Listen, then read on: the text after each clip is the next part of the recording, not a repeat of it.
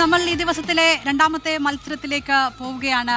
Belgium ഈജിപ്തിനെയാണ് നേരിടുന്നത്. രാത്രി 12:30 സിയാറ്റിലെ സ്റ്റേഡിയത്തിലാണ് മത്സരം. കെവിൻ ഡുബ്രെയിൻ, തിബോ കോർട്വേ, ജെറമി ഡോക്കു തുടങ്ങിയ സൂപ്പർ താരങ്ങളിലാണ് ബെൽജിയത്തിന്റെ പ്രതീക്ഷ. അതേസമയം മുഹമ്മദ് സലയുടെ ഈജിപ്ത് വമ്പൻ അട്ടിമറി മോഹവുമായാണ് വരുന്നത്. നമുക്കിനി ടീമുകളെ വിശദമായി തന്നെ പരിചയപ്പെടാം. ആദ്യം ബെൽജിയമാണ്. ബെൽജിയത്തിന് 15ാമത്തെ ലോകകപ്പാണ്. 2018 റഷ്യൻ ലോകകപ്പിൽ 3ാം സ്ഥാനം നേടിയതാണ് അവരുടെ ഈ ചരിത്രത്തിലെ ഏറ്റവും വലിയ നേട്ടം.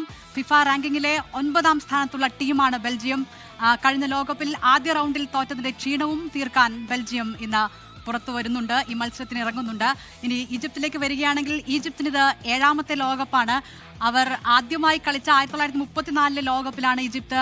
ഇതിനു മുമ്പ് അവരുടെ ഏറ്റവും മികച്ച പ്രകടനം വന്നായിരുന്നു. പ്രീ ക്വാർട്ടർ വരെ അവരെത്തി. പക്ഷെ അതിനുശേഷം അവർക്ക് ആ നേട്ടം നിലനിർത്താൻ കഴിഞ്ഞിട്ടില്ല. നിലവിൽ ഫിഫ റാങ്കിങ്ങിൽ 30ാം സ്ഥാനക്കാരാണ് ഈ ആഫ്രിക്കൻ ടീം. കഴിഞ്ഞ തവണ ഈജിപ്തിന് ലോകകപ്പിന് യോഗ്യത നേടാൻ കഴിഞ്ഞിരുന്നില്ല.